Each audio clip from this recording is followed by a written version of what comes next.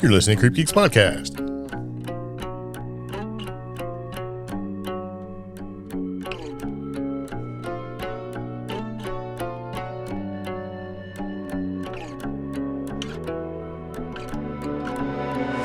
So it begins again. Welcome back to the CreepGeeks Podcast. This is Season 7, Episode 283.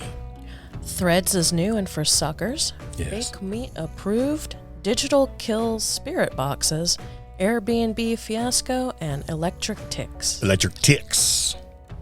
Very nice.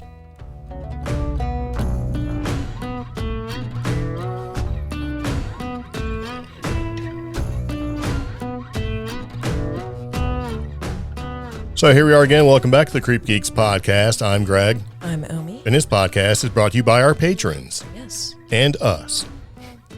Yeah, it's a collaborative thing. Okay. So anyway, we have a lot of stuff to talk about, and things we talk about on this podcast is pretty much driven by interest about things that may or not be interesting. All right. You like that? No. All right. Just go along with it. It Okay. makes me less of a moron. Oh. All right, so anyway, I got a lot of stuff to talk about. There's a bunch of different things going on in the world today, but we're going to harp on a couple of them. And one of them is going to be my favorite, fake meat. Okay. And I think we're being charged too much for chips. Okay. I've run across something, as you may or may not be aware, and we're glad you're here, by the way, if I haven't already said that. Mm-hmm. Sometimes we order things online, and those people that grab those things that we order online will put it in their vehicle and drive like the wind to bring it to us. Great. Just like the postman used to do. Except these guys get tips, right? So anyway, and you know, so it's just convenient because I don't want to go in. I just don't. I don't like it. I don't want to go in there. There's people looking at you and you're looking at them, and it's just things that should not be seen. And plus, we live fairly rural. Yeah. So. Which makes the tip that I leave them probably not as good as it probably should be, because I need to ask someone who actually does this for a living, what's the expected tip? Because, you know, you see these little videos and stuff where, like on TikTok and other social media time wasters, and where people are like, they live 3 miles away and you're only going to give me $12. That's not enough. And I'm thinking, you know what? What? That's wrong. You know, I get it. You're trying to make a living off of tips or whatever, but at the same time, when is too much too much? I mean, if you do percentages like a restaurant, like what are you supposed to do? Do you factor miles for tips, or do you factor percentages based off what you spent? But also, there is such a thing as too little. And we'll probably pounce on that when we start talking about something else in the podcast. Yeah, I mean, I don't do too little. At least I don't think I do. And if I do, it's not intentional. I do quick math. I round up. I make it easy. Yeah. And you, I'm outing myself. As a matter of fact, in the corporate world, I got in trouble for giving too much. Yeah. And I told them, you guys really are bloodsuckers, aren't you? And they did not like that. And I'm kind of outing myself here because, like, I tip conservatively, I guess. I try to stick to a certain percentage. You always go over. You're usually at that 22 to 38%, I've noticed. Because I'll open my phone and I'll figure it out, you know? And so you are fairly good at tipping. Well, I hope so. Yeah. I mean, I try, but if you're ever ungrateful because I didn't tip you 50 cents or 50% or whatever because you had to walk 6 feet with the tray, you know, and see, and here's the thing too, I'm not just like randomly tipping. I at one time worked in that environment, so I kind of have an idea how it works. Yeah. So, you know, but some people's expectations. So I don't really know what the real rules are, but I do know this. The stuff that we are going to talk about in the podcast, a lot of it is driven by interest, but also some of it is user submitted, whether it be patrons or people that call our toll-free 1-800 number, which is 575-208-4025. right, where you leave a message, or if you want to leave a voicemail, you can certainly do that. And when we have those, we like to include them, and we also include our patron messages as well. And that's what we're doing. So we're going to start with the patron messages, all right? Okay. So here we go. Right. First message. Mm-hmm. How am I just seeing this? And that's from Adam, and that's basically a question we ask ourselves all the time. Yes. I check it a lot because I've been caught like many times, like, where did that come from? Right. And somebody's like, hey, didn't you get my message? And I'm like, of course I didn't. I look and it's like, it wasn't there. I check it a lot. Well, what is that? So I'm glad it's happening to him too. I don't know. That's just what he put. Okay. How am I just seeing this? I mean, I kind of know, I kind of think, But anyway, it's just something that I put out there because it's like we look and we don't see him either. Yeah. And it's like refresh. I will say, though, with Adam, there was a while there, especially when he visited last year. I wasn't going to give away all of his personal stuff or information. Like, we can say something like Maybe that. he doesn't want it. Anyways. He doesn't know we're talking about him. I've noticed people have been sharing some of my content in, like, their Instagram stories. Or they'll share to page. And lately, I actually have to log into that specific account, then go to notifications, then go open all notifications just to see what they're talking about. Let's not belabor the point that we don't get messages as frequently as we should off Patreon. Yeah, that's true. Because we don't. Yeah. And they can say whatever they want. It's like, oh, we're fixing things. All right. All right, so anyway, next one.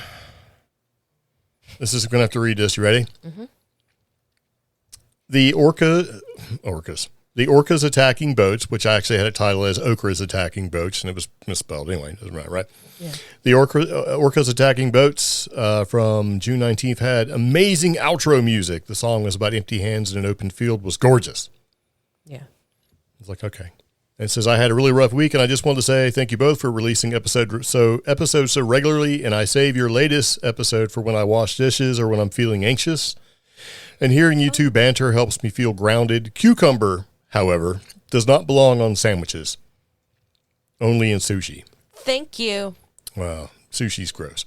And it says, did you all get my suggestion about investigating the Bishop White house in Philadelphia? It was a while back, and maybe you missed my spooky experience. No, we did not miss your spooky experience. We talked about it in great and agonizing detail and said it's in Pennsylvania, and if we ever go there, we'd check it out. God, but we're not going to make a special trip to Pennsylvania. Yeah, that was because it's Pennsylvania. A bit ago, but yeah, I remember we read that account. Yeah. But thank you, Sarah. I completely agree with you that cucumber does belong in sushi. And no, I'm not keen on the sandwich idea. Yay, I have somebody in my corner. All right. And Dave, we talked a little bit offline about slimy okra. You want to know if it was that slimy stuff that you deep fry. Yeah. And okra, if it's not surrounded by a crusty crust of deliciousness, it's a slimy mess. Double battered okra is pretty good. Well. Now, there are some people who pickle okra. We just call it fried okra. And those people, I don't want to be friends with people who pickle okra. It's slimy and disgusting, and the little seeds are like little eyeballs floating around in your jumbo. It's gross. And somebody's going to be like, hey, maybe you've never tried it. I'm 53 years old coming up, man. I've had okra. It's gross every time unless it's surrounded by delicious crusty goodness. It's delicious, especially if they pickle it like artichoke. Okay. No, it's not. Yes, it is. All right, so moving into our messages. We got a long message that came in, and I kind of had to break it down a little bit. I thought this was pretty interesting. He talks quite a bit. It says, okay, if referenced, you can use my fake name, Casper. Okay. In quotes. That makes it with a K. That makes it mysterious. Right? And he's talking about, I'm going to assume male, all right? Talking about Mandela effect. And he's kind of freaked out by it. And it's like, all right. So he lists a couple of different Mandela effect items that he's noticed. Like the advanced auto is advanced auto. And he got me on this one. I'm like, because I always remembered it as being advanced auto. Like advanced auto parts. Yeah. And he says it's advanced auto. And when did it change to advanced auto parts? And it's like, okay. My brain hurts. Looney Tunes, we kind of know about that one being Looney Tunes spelled differently. Ed McMahon being spelled, if you read it like Ed McMahon or McMahon, instead McMuffin? Of being. No. Mick, stop. Mick, M-A-H-O-N. That's not McMuffin. Why would you think McMuffin? Because some people spell M-A-C and it's still Mick. And some people do M-C and it's still Mick. It's not Mick, that's Mac. Like McLaughlin. Okay. Like Sarah McLaughlin. Okay. All right. Anyway, talks about, mass misrememberings, right? Mm-hmm. But he has something that happened to him on a personal level, and I'm like, okay. And the first is, it's a mass misremembering where Sgt. Pepper's album, the black and white pyramid hat guy, which is Aleister Crowley. Did you know that? Mm-hmm. is now moved one space to the right, is in color, no hat, and looks like Uncle Fester. I don't remember him looking like Uncle Fester at all. To me, it is how he remembers it. Huh. I'm like, okay. And then, so he also has another one that says, this is very personal. A retired Mason had a 5-gallon can of water repellent in the basement of a friend's house, spent an hour trying to decipher what the product was, right? Because the label was degraded, faded, it was corroded. It was just, crusty from being down in the basement. Yeah. Ultimately, got the product information via the UPC label number. And then 2 years later, about a month ago, he went to retrieve the bucket and the other items from that friend's basement. And the label was as new and clearly readable.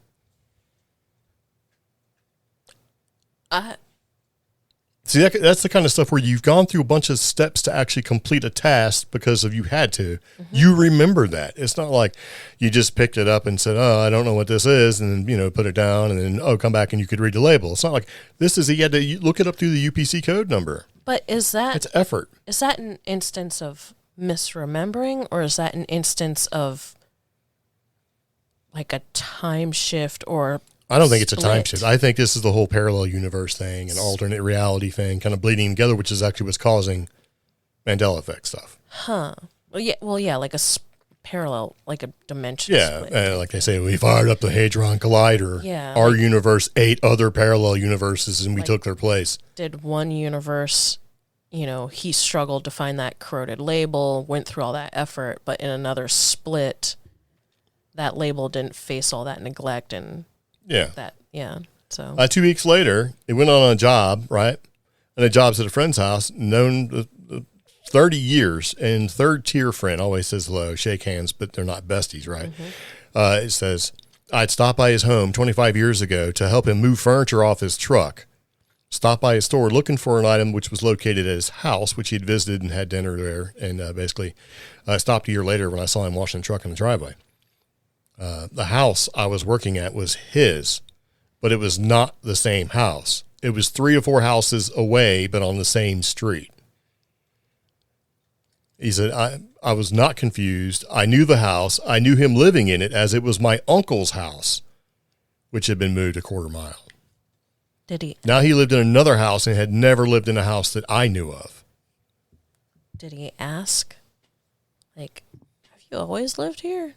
I could have sworn you lived a couple streets down. I mean, okay, so if the guy is living in your uncle's house and you've gone to your uncle's house, I mean, you know where your uncle's house is. Maybe he moved because he's a third-tier friend. No, he's in the same house. He said the guy was staying in his uncle's house. Okay, you're not. All right. I'm not what? What? Explain it. Maybe I misunderstood. Okay, so if you're a friend who rented my uncle's house, mm-hmm.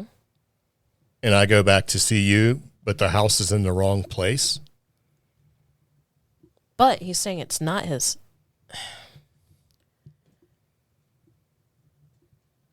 I knew the house. I knew him living in. Okay, so we lived in a historic neighborhood, and all the houses pretty much were one of 4 styles, and it repeated. You could go further down that historic neighborhood and go 4 streets down, and there'd be the same row of identical styled houses. That's what I'm saying. So maybe he's misremembering where his uncle lived and his friend lives in that house? Misremembering directions. Like right now, if we were to go up to Virginia right now and go back to where I went to college, all the roads have changed. To the point where I think I can go down one road and it no longer leads there anymore. In fact, it leads to the back of a particular neighborhood, and it's rather confusing. So that's what I'm saying is, did he prompt any questions? Like, did you move? I don't know. I could have sworn, that's the one I'm a little skeptical on. Okay. Well, that's cool. I don't think that's the case at all, honestly.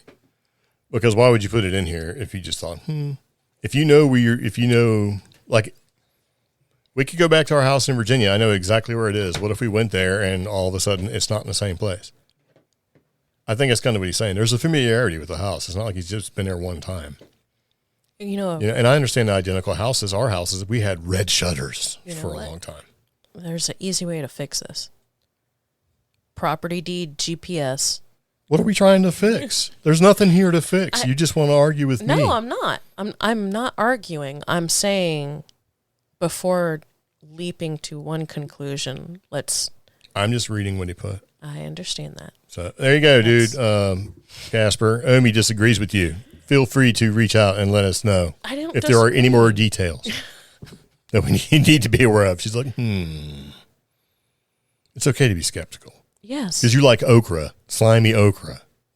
What if okra is and you like cucumber in sushi, which is also slimy and gross. You know what? Not my fault. Okra's a continuum point that allows me to see past all these different realities. Is that what you think it is? Why wouldn't you use beets or something that all the other people are like, oh, beets are delicious. You should eat beets are gross. You know what else? Beets, bears, Battlestar Galactica. You know what? No. Moving on. Okay, so speaking of threads is for suckers. Would you stop? What? Well, we got a lot to talk about. Moving on. I should have played a commercial. Hold on a second. Moving on from the skeptic. What's that? All right. I turned it down. You're lucky. Let me turn it back up. Are you looking to start a podcast? Then see this episode's show notes for our unique promo code to get up to 2 months of free podcasting service with Libsyn when you sign up for a new account. Get your show on Apple and Spotify. Get helpful audience building stats and all the support you need to sound your best. They can even do video. Bring your podcast to life and have your voice heard here, there, and everywhere with Libsyn. Again, see our show notes for our unique Libsyn promo code and get podcasting. Yes. Okay. I was drinking some lemonade.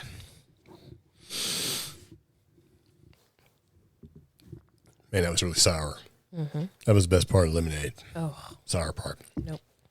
So speaking of what we're having for dinner, one of our previous episodes, we talked about fake Arby's. What we call it? Farbies? Yeah, Farbies. That's what we're having again. Farbies. That's right. Mm-hmm. Except this time we bought sauce. Like, we didn't try to do it ourselves. Like, people are like, oh, yeah, you want Arby's sauce? All it is that's Catalina salad dressing. It is not. Oh, gosh. It's gross. Not. I ruined my, I was just like, this is just, no. So we actually spent the money and bought the sauce in the jars. Okay. Yeah. Probably could have just went and got the sauce. Like, hey, we're trying to do this at home. Can you give us your sauce? They'd be like, you cheap bastards. All right, so anyway, so Threads is a new thing, and I know a lot of people have heard about it because they're just jumping on the bandwagon. Threads is kind of like Facebook's version of Twitter. Kind of. Yeah. Yeah. Except it sucks. It has some interesting features, though. So please elaborate. One of those features is that apparently the stored image quality is far higher than Instagram's. So if you are a photographer, it may be a better platform to share your media. That way some people can, better enjoy what you have to offer as a photographer. I have noticed lately, and by lately I mean the past year and a half, some of the image quality of images that have been edited and then posted to Facebook have gone down lately. And I think it's because with Facebook and Instagram, during that upload process, it picks up on that EXIF data and goes, let's go ahead and compress it some more. It's always been garbage. Yeah. So allegedly, Threads allows a better image quality to be uploaded. On top of that, Threads is built off of a system that allows multi-platform content sharing. And that system allegedly is called Fediverse. Fediverse is a little new to me, mostly because I don't deal with it every day. I've got to read into it, but Fediverse, it's also got a backbone of Mastodon, which allegedly means a more multi-platform sharing and accessibility feature. So instead of having to screen cap tweets to turn them into memes, you have a way to instantly share content from other platforms. So they can continue to steal your content right there, just like Facebook does. Yeah, unfortunately, yes. You post a video to Facebook, and Facebook thinks they own it, and they do whatever they want. It still has that limitation where if it's a notable content creator sees your content, and I'm talking like those giant meme accounts or even news accounts, see your content, and that content goes onto their platform or their account and they share it and it has the most engagement there, again, that problem still exists. Yeah, because that's one of the good things that Facebook likes to ignore. And, Facebook owns Threads and Instagram and, hey. WhatsApp. So I'm not going to go through and list all the properties that Facebook has because they just buy them up. And I think, a big part of this is why not? They got to compete. Yeah. Because Facebook sucks for paying content creators. They don't pay enough. And then they tell you, oh, hey, join our platform so you can post your amazing content. And then you do. Hold on. And then they say, you can't post that. So. Because you already posted it. And it's like, well, yeah. So, and that's also part of that whole backbone that it's built off of. It's smarter with that. On top of that, one thing that Facebook, Meta has been struggling with has been engagement because, yes, people are finding organic workarounds to increase engagement, and Facebook's been kind of like struggling with that. Threads, you have to, if you do not interact with other people, you get no visibility. So that's just like Clapper and everything Yeah, else. so That's the way it's going these days. Yeah, you have to engage, actively engage. My profile from the first 24 hours went through a whole bunch of engagement because I commented on some stuff and I got into a discussion thread on something and my engagement peaked. But then I went back to just like, oh, okay, my friends are on here. Let's add them and just have some comments. My engagement tanked. So, because I didn't interact more or enough. So what's the point? Yeah. I mean, honestly, I watched a lot of people have exuberance. This is better than Twitter. Because Elon Musk has taken Twitter and threw it in a toilet. It's like, okay, well, he basically did some things you didn't agree with. I get all that, right? Just like Zuckerberg does things that I disagree with. I get all that. But after a little bit, all of a sudden the people that were loving it are like, this sucks. How do I keep people that I don't want to see from showing up in my, it's the same. Here's the deal. At the end of the day, you control your social media experience. If you don't like to see someone or you're tired of seeing someone, block them. Don't engage. Just block. Why are you wasting your time? But it's funny is for much as everybody was hailing Threads as being different than Twitter, it's the same garbage because honestly, all of this is all garbage. Because realistically, at the end of the day, you're consuming content and you're enjoying it. And you may be even creating content and you may be enjoying it. But how do you justify the time spent?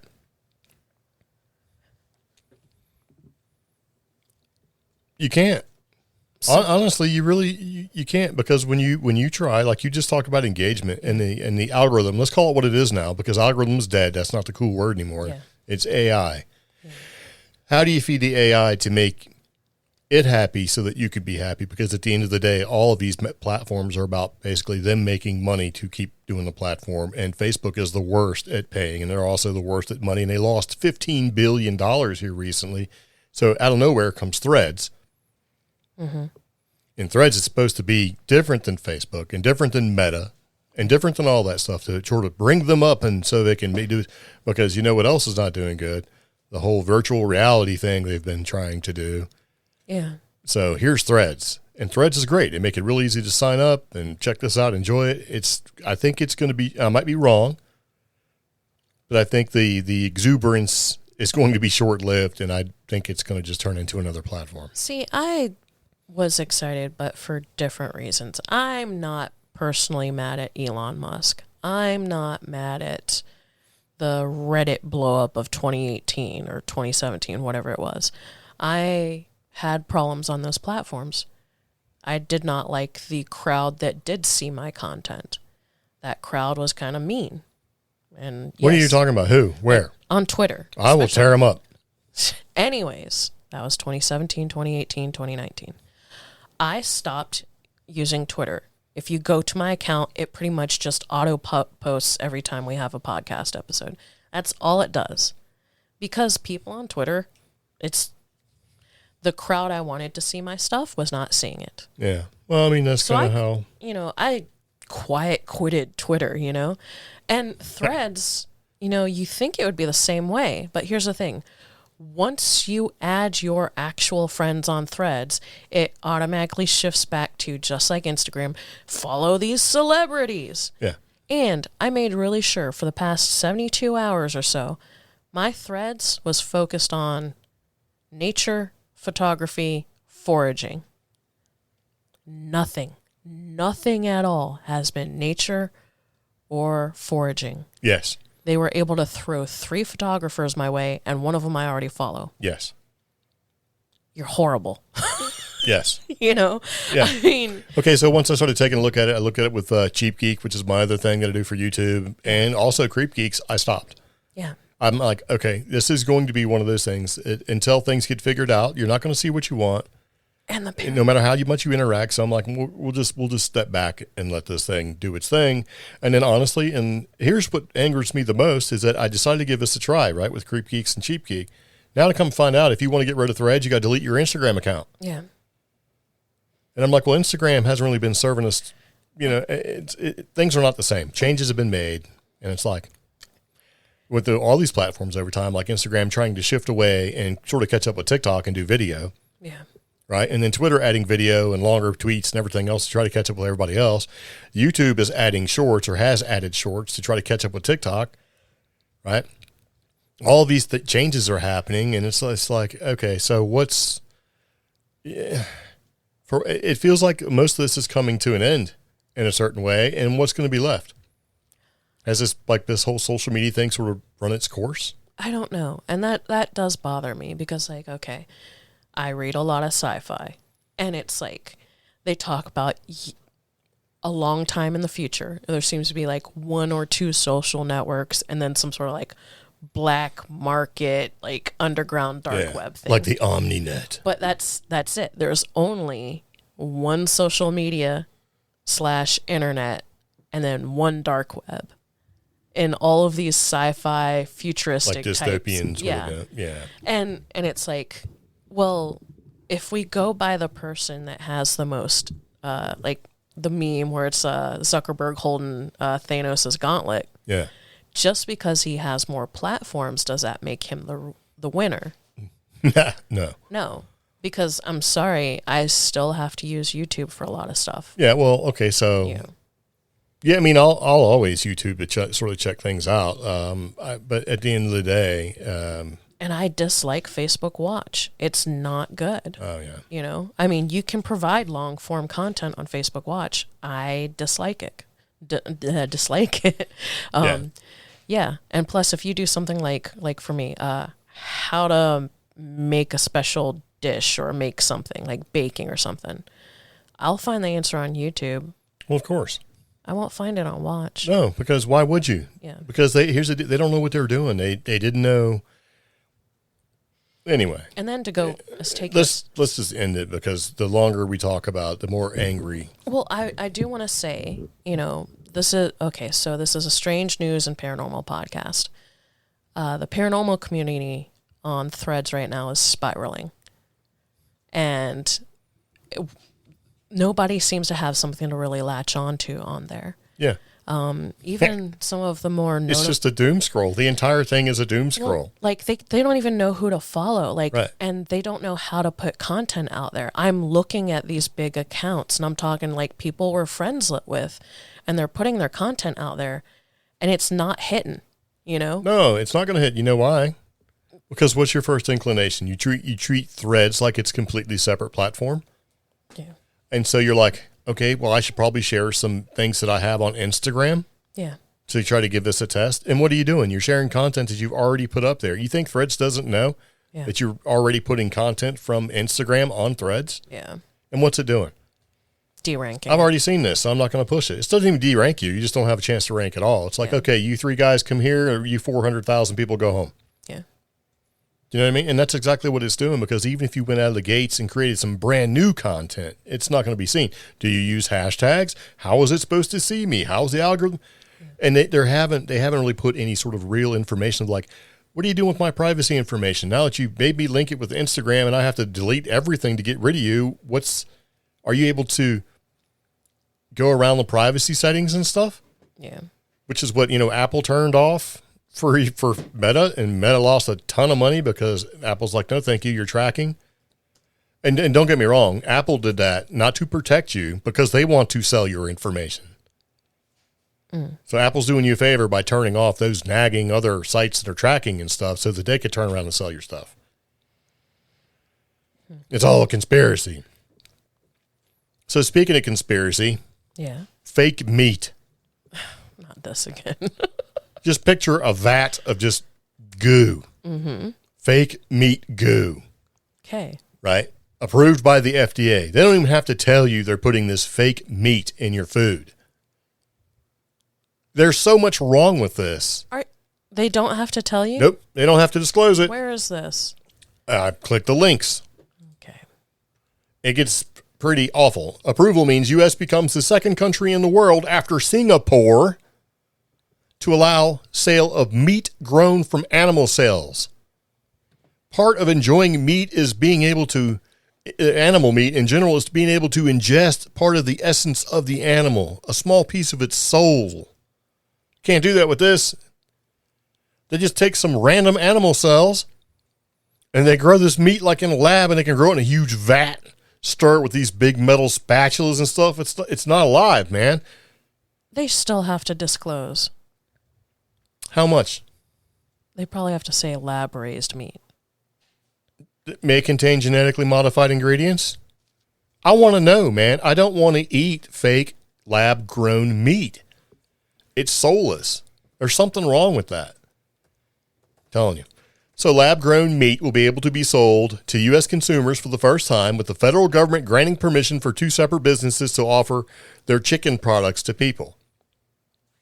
Right? The approval means that the U.S. becomes just the second country in the world to allow the sale of meat grown from animal cells, a breakthrough touted by the nascent industry as being better for both animals, which aren't being harmed in the process, and the environment.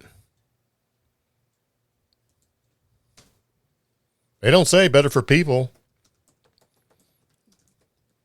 So there's a company, Good Meat, that evidently grows this, says the approval is a major moment for our company, the industry, and the food system. Good Meat has been selling lab-grown chicken hawker stalls, butchers, and basically at hawker stalls, butchers, and restaurants in Singapore since 2020. Mm-hmm. So that's great. 2 years of just selling fake animal meat. This is the kind of stuff that's going to turn us into freaking zombies, man. All right, so the commercial sale of lab-grown meat in the U.S. will fundamentally change how meat makes it to our table. Sure. Garbage. It's a giant step forward, which means a more sustainable future, one that preserves choice and life. You already have choice in life right now. You don't have to eat meat if you don't want to, and you can eat meat in other ways, but who's going to put some sort of regulations on this to take a look? Because FDA is like, FDA is like, this ain't even meat, man. The FDA has already started to get a lot of public feedback. As well they should. So far, the USDA, and this is as of June, has been told that they have to rule lab-grown chicken, at least lab-grown chicken, as labeled as cell-cultivated chicken.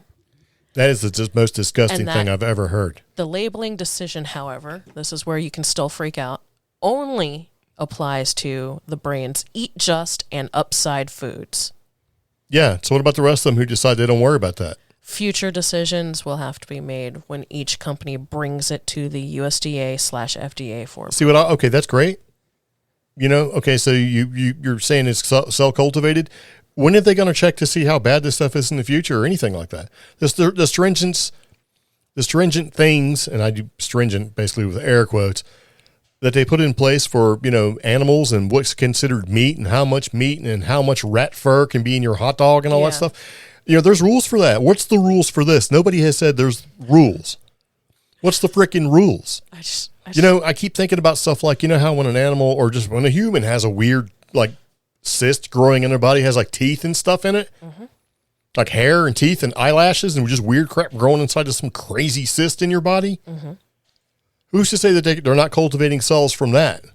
We're relying on a company to try to do the right thing. And we all know how that works when you rely on companies to do the right thing. We are no longer in the concrete jungle 1800s industrial revolution era. Companies that have to grow meats specifically, and dairy, I have to say that too, they are under a lot more scrutiny. So hopefully... but these cell cultivators obviously aren't. What do they walk up and look at a test tube and go, how clean's this test tube? That looks pretty clean. What's the crap going in it? What's the cells that make it up? Like, are they using, what part of the chicken cell is the chicken coming from? You know what I mean? Like, this is all genetically stuff. You know, they made Soylent Green. This is the same thing. We're going to start out with fake meat before we start doing with humans. My thing is, there's so many other options. You want some long pid? It's delicious. It's Soylent Green. You know, it's Brondo. It's freaking got electrolytes. The whole thing is going this way. Bachelor Chow on Futurama. It's disgusting. It's just, there are so many other options before we go to cell cultivated. Well, they're going to do it because if companies can do this and save money, they're going to do it, even if it's bad for you. I'm looking at it being... You can't even buy Mountain Dew in Europe. Did you know that? You know why? It's bad. We do it here. It's cheap.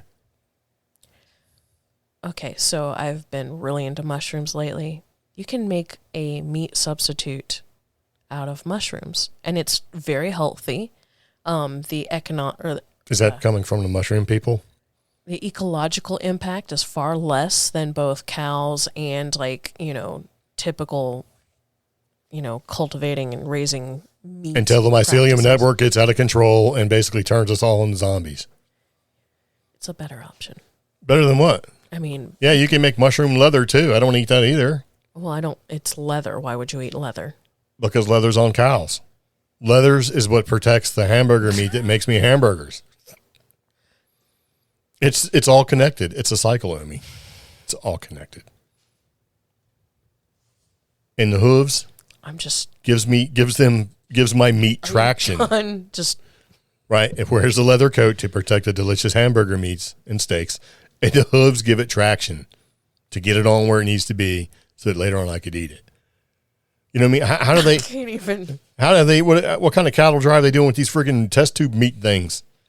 They just got some big cauldron of goo. Cell cultivated, and it's not a cauldron. How would you know? Well, because now you don't. That's my entire point. You don't know how this is made. A cauldron would have specific cleaning practices that they'd have to ensure. You would think, but the FDA just approved it after 2 years of being for sale in Singapore, which I'm sure they eat weird stuff over there we would never eat. They eat insects. And yeah, like that's where I live. Okay, so hey, next to the fried crickets and guinea pigs and stuff like that, what about this stuff? Oh, here's some cell cultivated meat. They should do a test. If an animal, let's put a plate of cell cultivated chicken meat and a plate of regular chicken meat and see which ones the animals eat, like your dog or whatever. And when your dog stays away from it, as they do, like other animals in the wild do with GMO stuff, that should be all you need to know. Mm-hmm. Because animals like dogs lick their own private parts. And if they don't want to eat that, then why are we eating that? And more importantly, why is it okay for us to eat it? Because it's an option. Because you don't need to argue against what I'm saying here, because at the end of the day, this should not be allowed. I could see maybe let's use some of this meat stuff for animal food, right? If they'll eat it. Okay. But we can't, there's no reason to do that because we give them body parts and everything else that you don't want to eat. It gets ground into a meal and that turns into dog food. Yeah. Why are we making this? Who is this for? Who is this happy for? And they're using the excuse of, well, it's going to help the environment because of methane gas release and everything else. Give them better food. What are you sitting back for? You don't have to argue with me. I'm telling you right out. If you bring this stuff in the house, it's going in the trash can along with liver and onions. It's gross. I agree with some of your points. I do not agree with some of the things behind it. I don't care. I mean, it's gross. I'm not eating it. I'd rather eat a mushroom before I eat cell cultivated meat in a GMO modified stew. I think I don't want to hop on any fear-mongering. I think that this is a bit misguided. Fear-mongering. This is how it starts. Nobody pays attention until it becomes, we've been doing it that way for a long time. Why are you mad about it now? Right now, there are like 3 different lawsuits about pet food because we put more care into the pet food that we feed our pets than we do in the constantly recalled vegetables and already processed Yes, you're exactly foods. proving my point. So now a new contender enters the ring. And this new contender, just by its processes, some of these processes will eliminate some of the problems we have with these recalls. Some of these foods, some of these meats. But at what cost? How do we know it's actually safe? Okay, it may eliminate some recalls, because does it even qualify for a recall? You know, companies look at this and they use the exact letter of the standard to be able to get away with it so they can save money. And it's like Big Pharma and stuff. Hey, let's go ahead and prescribe you gabapentin. It's for anti-seizure medication for your brain, but we're going to use it for nerve endings and stuff like that too. And they've been constantly sued by that because it's an off-label use. And they don't care. I'm telling you, as soon as somebody can figure out how to do this for cheap, and they're going to skirt all the rules involved that are necessary to protect you, that are put in place by the FDA, and out the product comes, and there you go. This is the pink goo all over again. This is how it starts. Nobody cares now, and when it becomes time to care about it, it's going to be too late. Well, my thing is the economic impact is the cultural and economic impact. They probably did this in places like Singapore and Southeast Asia, where there is already a meat and protein shortage, and they have already been actively looking for other sources of protein, like insects that are high in protein. However, in America, and I will say not just America, places like the UK, it is going to be a hard sell. We are already looking at major retailers losing money when they're trying to incorporate the half meat, half plant-based protein options. Those things just sit on the shelf at our local Walmart our local grocery store. Right, I get it, but they're not even going to tell you that it's in there. They're going to put a small little label on there that basically says contains 2% or whatever, and you're not even going to know. You're shaking your head no. This is exactly how it's going to go. I'm looking at packages of meat right now. Okay. So, and you wonder, they probably broke it out in Singapore because Singapore would let them test it. That's the only reason why it was in Singapore. Why Singapore? There's other places that are super hungry. They could test it there. They'd be doing some good in the world. But no, it's a lab. A lab has money. It takes money to grow this stuff. And so, hey, let's go ahead and test it in Singapore.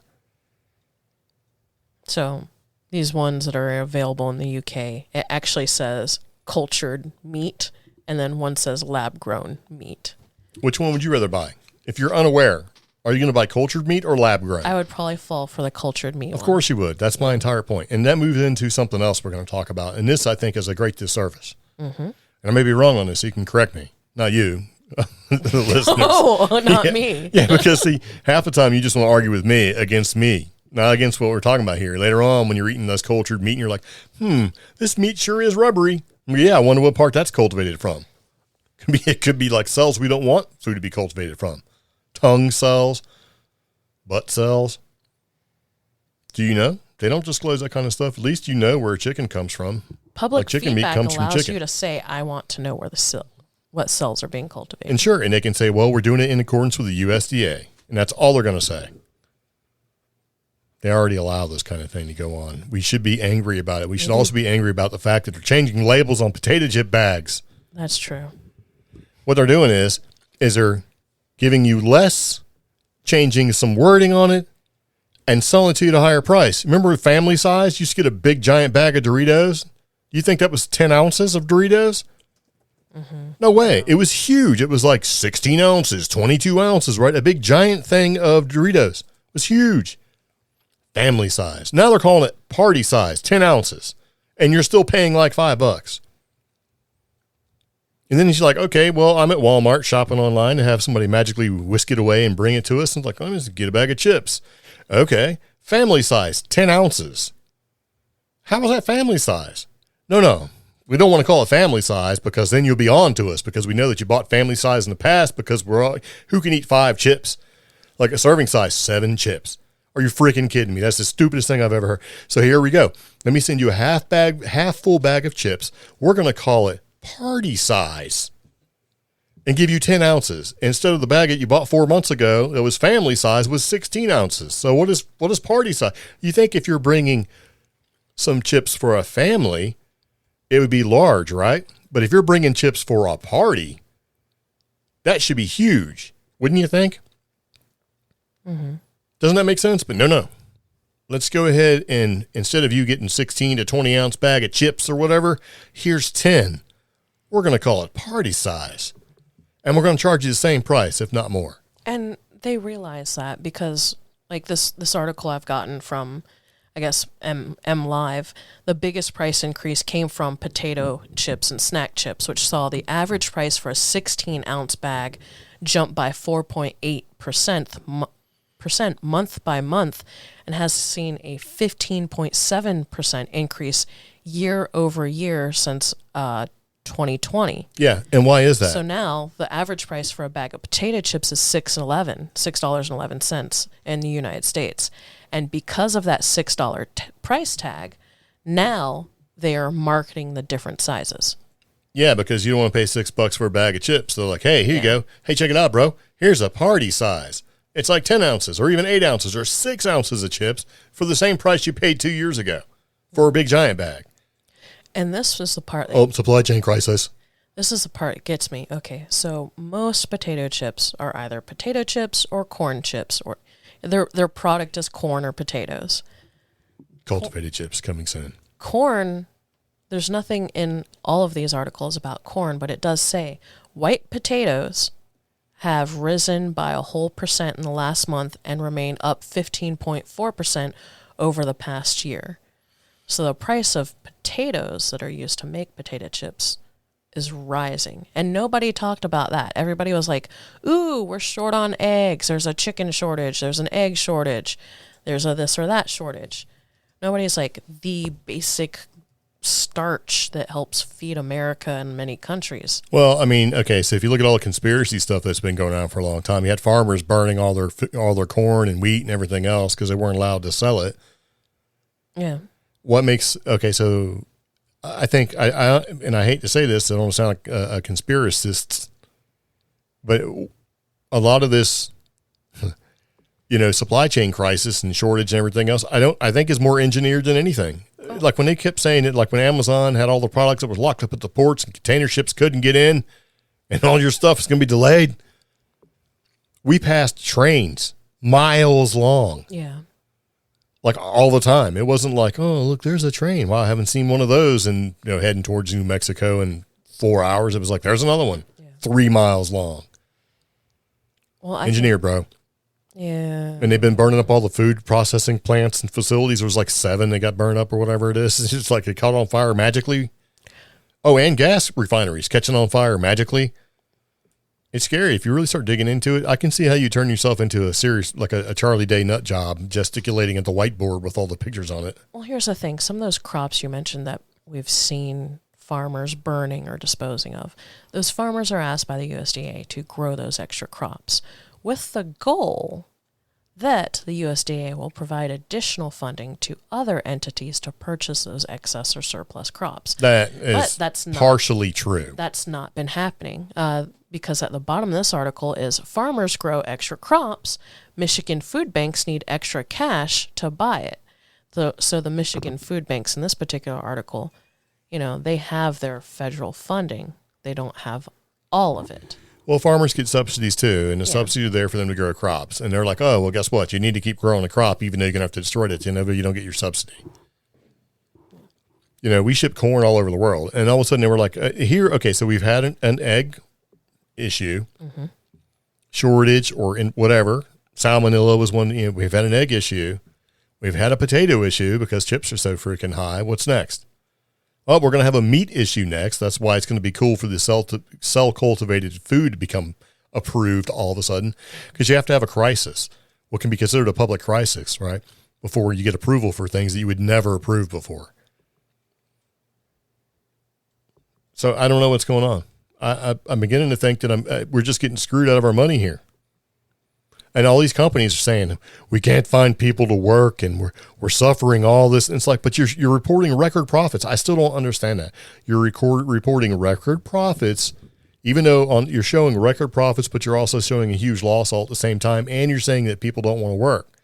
But there's so many people. But you're dropping how much you pay people. Like if you go back 2020, people were getting paid more in 2020 than they are now. And there's so many people looking for work, but they're saying they're being told we're not hiring. Yeah, we need immediate help, and you send in your resume, you meet all the qualifications, and they're like, yeah, we're not hiring. Well, then what the hell do you have the ad posted for? Yeah. And then if you do hire, like, oh wow, okay, cool. So you're like, how much does that pay? And you're like, man, it's gonna be it's a good job for you. It's $18 an hour, and you're like, what? And then you ask somebody who starts there like 2 months before you, yeah, I'm making $24 an hour. And why am I making 18? Oh well, it's just the way prices are these days. No, it's not. And so you can't keep reporting record profits, but then not hire people. And I think they're doing it on purpose. I think a lot of these companies and corporations are using this as a way to streamline their entire process without the ramifications of doing it at any other time. Yeah. You know, okay, everybody else is doing it, so I'm doing it. And they're also going to use things that occur, right? Like in San Francisco, where some of the stores are closing down and leaving because the crime is so bad. Yeah. So if you got bad crime in San Francisco, what if you don't have any bad crime at all? Like, oh, I don't know, West Virginia, you're just going to shut down just because. And then you can use the excuse. You know, and then they also use the excuse, well, we put in all these self-checkouts to help alleviate crime. That is 100% not true.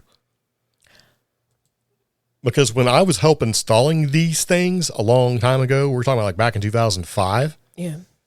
The reason why they were putting these things in and the reason for them putting them and installing them in stores then was because they were trying to reduce employee shrinkage, which is employees taking things. And employees are like, what? It was just an excuse to buy and put new technology in place.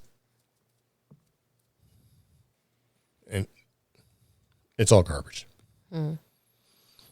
You're stealing from my potato chip bag. You want me to eat fake freaking meat. I don't want you to eat. I don't either, but I'm not going to have a choice because if they say, well, you can contain, here's when it's going to get awful. When the FDA approves, and they will, okay, well, as long as it's under this amount, you don't have to disclose it. And you won't even know you're eating cell-cultivated, soulless meat, which may or may not later on, with the help of radio-advanced microwave signals from outer space, turn you into a zombie. That's why they're always hungry. It's not fulfilling. The zombies, they got to eat the brains because that's the part that still has the nutritional value that they need to survive. Okay. Because cultivated cells have no real nutritional value. How many calories come out of cell-cultivated food? I have such a headache right now. Well, no, but that's what I'm saying. I mean, we don't know any of this stuff. So, okay, if you have lab-grown processed meat that you've grown and cultivated, what's the nutritional value of it? What if it doesn't have any? What if it actually is like eating something that's a negative thing? So you have to add additives to it to give you some sort of nutritional value. And heck, let's just go ahead and make that addictive. Because companies will do that. No, they do. Companies do that kind of thing. You know, hey, what if we added a little bit of this in there and make people like sugar? Let's add sugar to everything so that you would become addicted to sugar. And then guess what? Diabetes. Okay. Which one you want? You want type 1? You want type 2? Diabetes, Omi. I am very curious, though, if they've tried this. Oh, hey, here's a 0-calorie sweetener for you. It's called glucose, which is freaking sugar. I am curious if we buy or we see some of this cell-cultivated meat, I'm tempted to see if Pepper would eat it or not. So. Well, let me tell you what you do. You can try that, and when she turns her nose up at it, it's going right in the trash can. Okay. You can throw it out in a field, and it'll probably burn a hole in the ground and probably burn its way to China because it's not even real. Which goes to your other argument about not disclosing and all that other stuff, because it's like, we eat McDonald's. And there's been rumors and tinfoil hat suggestions that almost 50% of certain meat on certain burgers at certain fast food restaurants is soy. Like I thought you were going to say horse. Textured soy. That's an urban legend right now. Not overseas, it's not. Currently. Not overseas, it isn't. In the United States, currently, that is an urban reindeer legend. Hamburger got one. However, in Norway. getting back to what I was saying about the textured soy protein, we eat that. Pepper doesn't eat it. Nope. And I have thrown a hamburger in front of the trail camera and had it sit there for 3 days until a crow just ate the bun and that was it. You know? That should tell you something. Yeah. Terrible. And that's not cell cultivated, that's textured soy protein. It's all part of consumerism conspiracy. Things cost too much money, just like the Airbnb fiasco. All these extra fees they've been adding is garbage. Right? I mean, adding these extra fees, like cleaning fees and stuff like that. I wasn't even going to put any links in here because I didn't want to give it any kind of gravitas. Yeah. I mean, is that the correct use of the word gravitas? Yeah. And then you found a whole bunch. Well, so here's something cool. I have no internet now all of a sudden. Why does my internet keep going away? I didn't have internet about 3 minutes ago, but They're listening, Naomi. This goes back to, it's funny that we're talking about this tonight because this afternoon, a friend of mine from way back in the day messaged me and said he's taking his girlfriend to Gatlinburg for the weekend and said, hey, if you guys are in the general area, let's meet up.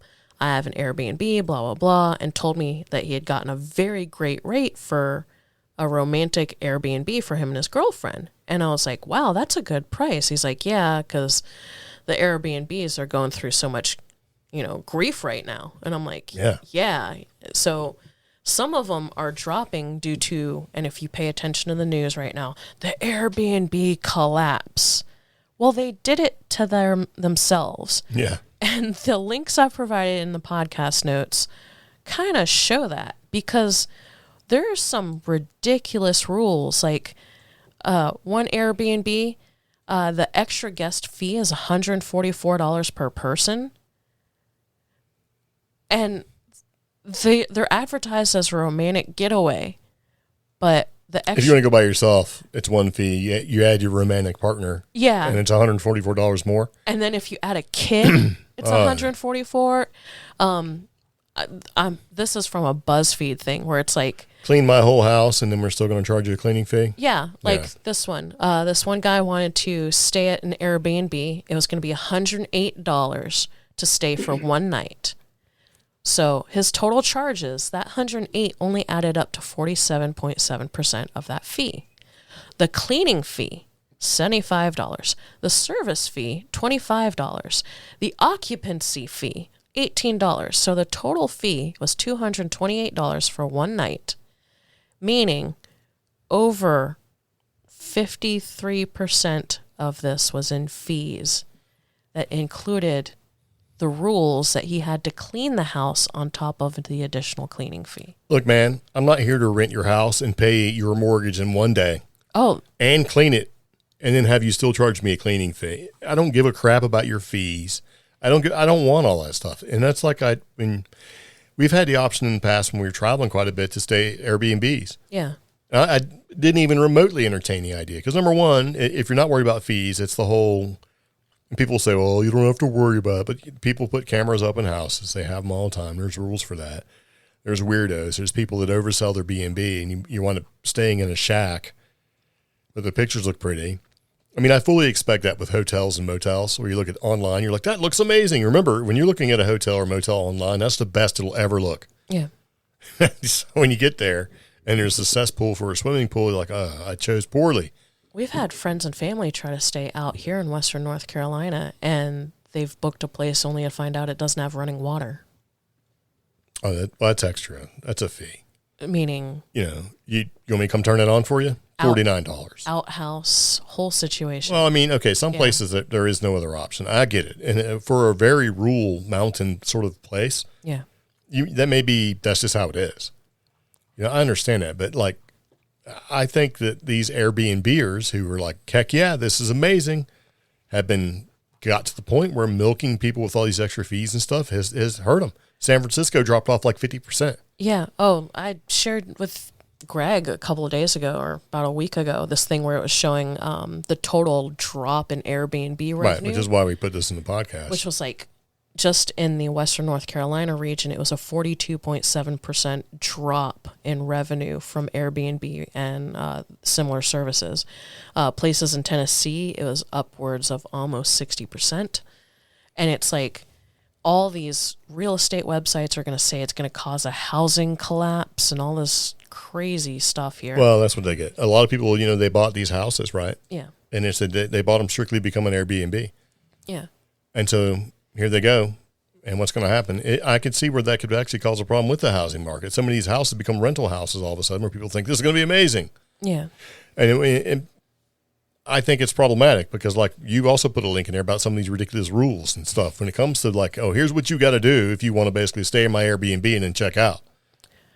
Right? Checkout's 11 a.m. Strip the fitted sheet, flat sheet, pillowcases from the bed, unzip the duvet cover, remove the comforter. Leave the comforter on the bed. Please do not wash the comforter. Load the washer with the fitted sheet, flat sheet, pillowcases, duvets, and towels, hand towels, washcloths from the bathrooms, and detergent. Detergent is located right next to the right side of the washer and dryer and laundry room closet. Start on rapid wash cycle. Load all dishes and start the dishwasher on rapid wash cycle. Turn the thermostat to 75 degrees. Turn off all the lights and ceiling fans. Dispose the garbage in the trash chutes down the hall. On the way to the parking garage, close and lock the front and back doors. That's in addition to paying the $150 cleaning fee. Yeah. And this is like for a night? Yeah. And if you scroll a little bit past that one, there's one where it's like checkout is 10 a.m. Any delay more of 20 minutes will be a subject to $75 late checkout fee per each lateness. So I guess it's maybe increments of 20 minutes. They're going to charge you $75, along with 8-step cleaning fee, or 8 steps of cleaning plus the additional cleaning fee. So if you're going to stay for 12 hours, that's not even a full 24 hours. You got to there's a lot of work you got to do. Oh, there's one in this list where they charge you for being late to check in. So even if you're not even going to spend a full 12 hours at this location, you're going to pay a late fee. So what happens when you get there and the Wi-Fi doesn't work, or the water's turned off, or you can't turn the power on, or there's a problem with the key not being there because you have to basically try to look under 15 plants to find it? Do you get any kind of recourse there? Any recompense? No. No, you don't. Airbnb's for suckers, just like Threads for suckers. Yeah. I can't wait for my fake Farbies sandwiches. So I think that's ridiculous, and they get what they deserve. Honestly, I think there are people out there that are doing the right thing. They charge you $69 or whatever, maybe a $10 cleaning fee, and you're it. Yeah. It's reasonable. Yeah. But, I'm going to pay the price to be there and then, pay a $150 cleaning fee on top of already cleaning. When I go to hotels and motels, like when we travel together, do we pay to clean? No. Absolutely not. No. You know what we do, though? We're not pigs. We try to make it easy on the people that work there. And we even leave the people that clean up stuff. What do you call those people? Housekeeping. Nice people, right? Nice. We pay them we leave them a tip. Yep. And they appreciate it, I hope. Yeah. Because, you can do that. Anyway, it's ridiculous. So that's, it's terrible. Mm-hmm. So speaking of the future of spirit boxes. All right. So this was something I never thought of, and I want to put it in here. I'm surprised it hasn't been brought up sooner, Well, here's the thing about all of the devices. Oh, man, let me read my horoscope real quick. Okay. Oh, it's about to get incredibly complicated. There are so many things hitting you right now. Oh. You'd be hard-pressed to say if you were coming or going. Okay. All right, whatever. So the future of spirit boxes in the age of digital broadcasting. And this is an article that's actually relatively new. It's from June 25th. It's off Higgy Pop, right?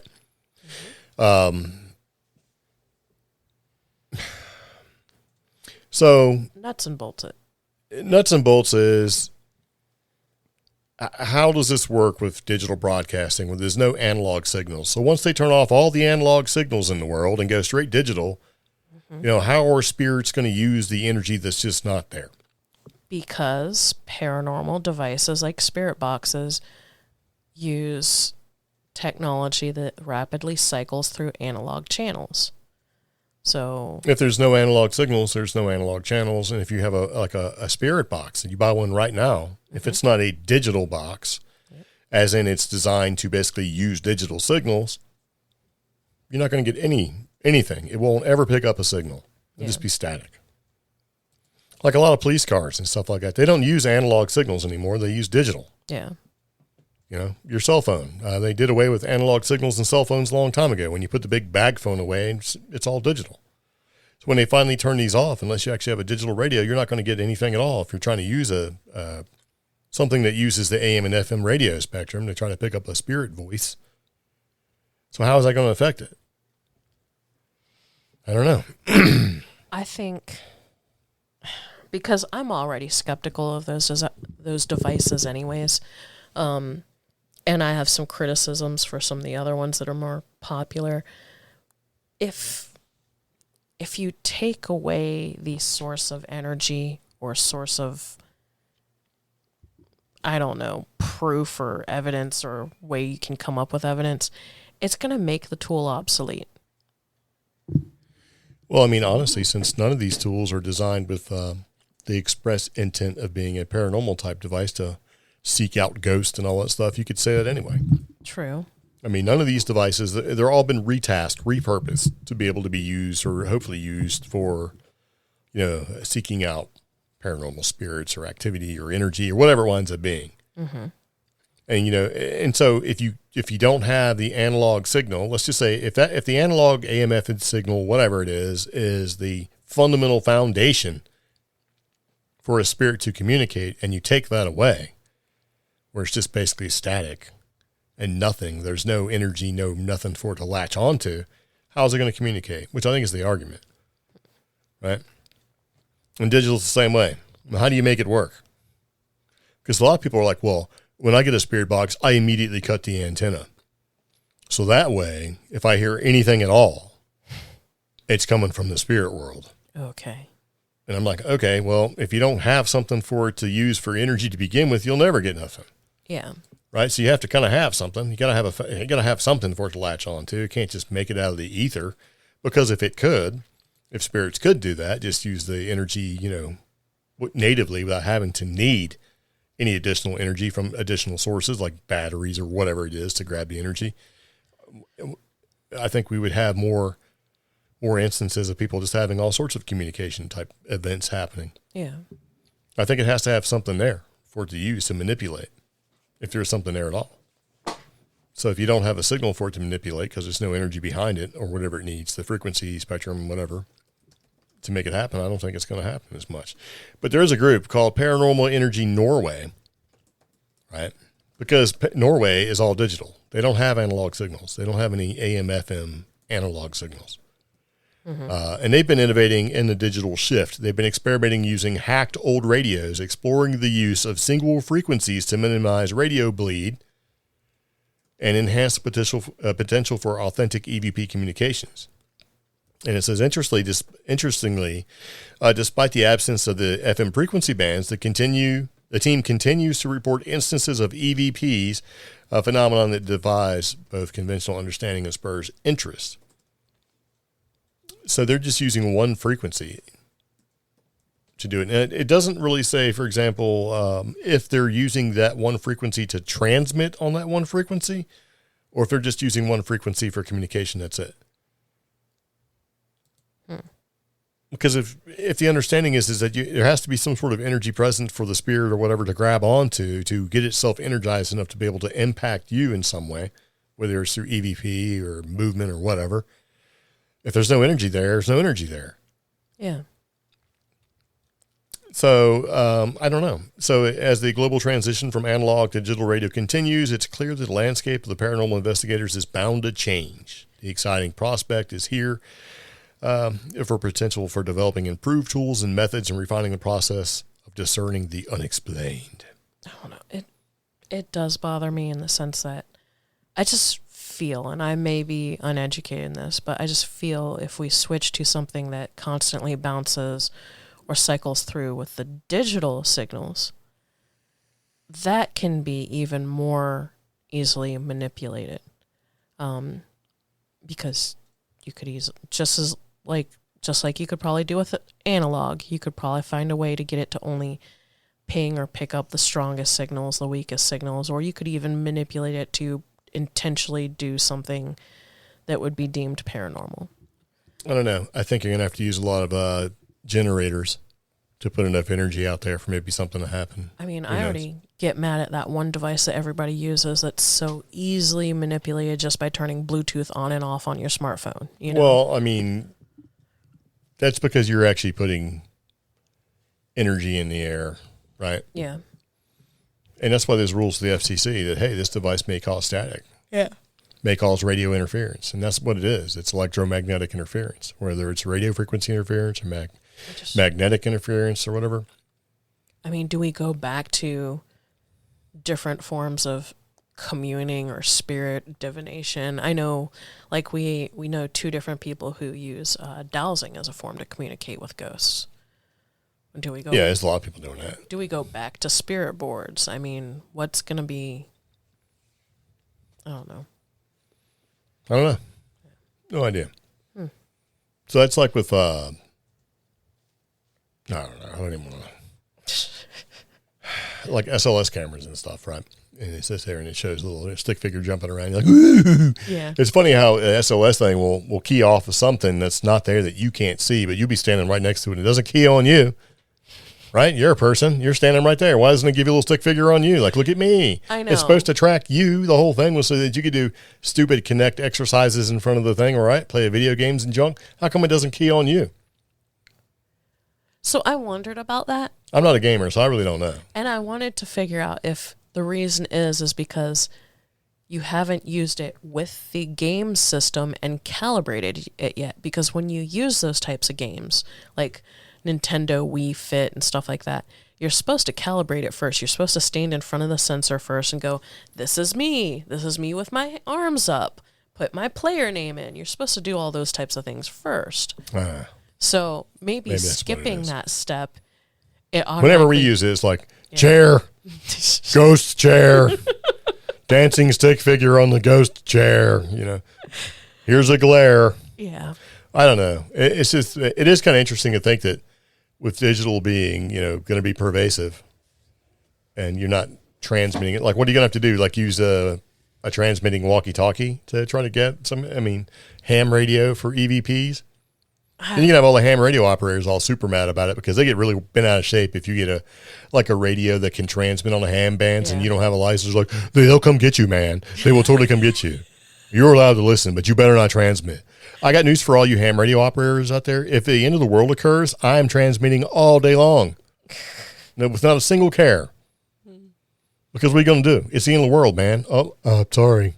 I can't call and ask for help. Maybe somebody can help me because I don't want to get a ticket. The FCC. We have some very by-the-book people here in North Carolina. I know. So we do. Yeah. And you know what? Those people will be hungry.